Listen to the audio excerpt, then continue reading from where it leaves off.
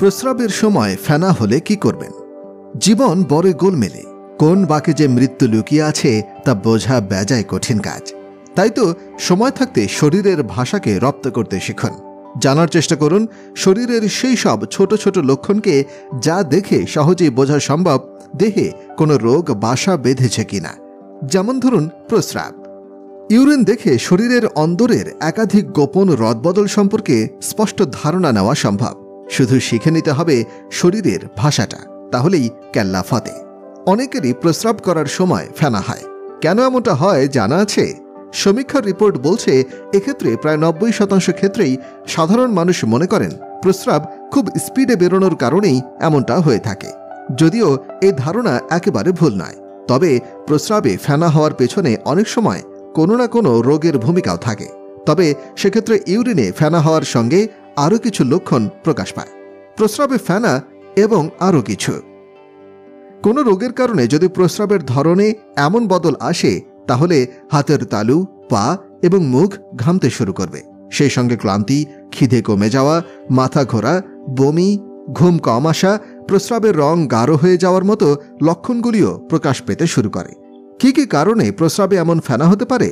Bladder থেকে খুব দ্রুত গতিতে প্রস্রাব বেরোলে সাধারণত এমন ধরনের ফেনা হয়ে থাকে। কিন্তু যদি রোগের প্রসঙ্গে আসেন তাহলে বলতে হয় শরীরে যখন জলের অভাব দেখা দেয় তখন প্রথম লক্ষণ হিসেবে ইউরিনে ফেনা দেখা দেয়। তাছাড়া প্রস্রাবে প্রোটিন ও অ্যালবুমিনের পরিমাণ বেড়ে গেলে, কিডনির কার্যক্ষমতা কমতে থাকলে এবং স্পার্মের ক্ষরণ ঠিকমতো না হলে এমন ধরনের সমস্যা হয়ে থাকে।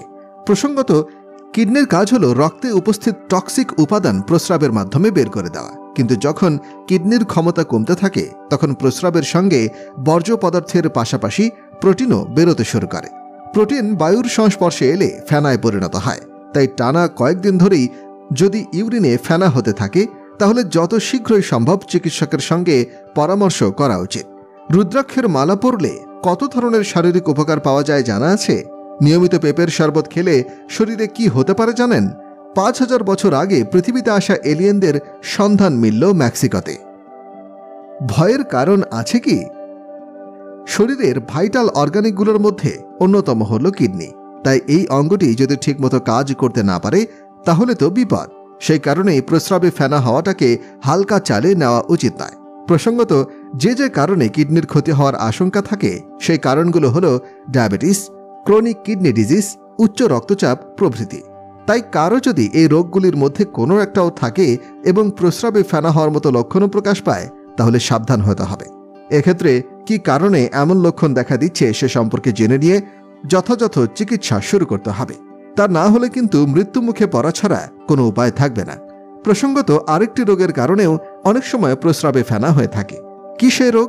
শরীরের নিয়ম অনুসারে স্পার্ম ইউরেটার হয়ে শরীরের বাইরে বেরিয়ে আসে, কিন্তু এমনটা না হয়ে যখন সিমেন উল্টো পথে ইউরিনারি ব্লাডারে চলে যায় তখন নানা ধরনের শারীরিক সমস্যা দেখা দেয়, যার অন্যতম হল প্রস্রাবে ফেনা হওয়া। এই রোগকে চিকিৎসা পরিভাষায় রেট্রোগেড ইজাকুলেশন বলা হয়ে থাকে। ইউরিনে ফেনা হচ্ছে কেন তা জানতে কি করণীয়? এক্ষেত্রে প্রথমে চিকিৎসকের পরামর্শ নিতে হবে। যদি তিনি প্রয়োজন বোধ করেন তাহলে ইউরিনের নমুনা নিয়ে কয়েকটি স্টেট করলেই ধরা পড়ে যাবে ফেনা হওয়ার কারণ কি। এক্ষেত্রে চিকিৎসা কি কারণে এমনটা হচ্ছে জানার পর সেই মতো চিকিৎসা শুরু করতে হবে। যদি কিডনির কোনো রোগের কারণে প্রস্রাবে ফেনা হয়ে থাকে তাহলে সেই রোগের চিকিৎসা শুরু করতে হবে। একবার রোগ সেরে গেলেই লক্ষণও কমে যেতে শুরু করবে। ফেনা কোনো রোগের কারণে হচ্ছে কিনা জানার কোনো সহজ পদ্ধতি আছে কি? মাঝে মধ্যে প্রস্রাবে ফেনা হওয়াটা স্বাভাবিক, এক্ষেত্রে চিন্তার কোনো কারণ নেই। কিন্তু যদি দেখেন বেশ কয়েকদিন ধরেই এমনটা হচ্ছে তাহলে চিকিৎসকের পরামর্শ নিতে ভুলবেন না। এছাড়াও যে বিষয়গুলির প্রতি খেয়াল রাখতে হবে সেগুলি হলো প্রস্রাবের সঙ্গে রক্ত পড়ছে কিনা এবং অন্য কোনো শারীরিক অসুবিধা দেখা দিচ্ছে কিনা।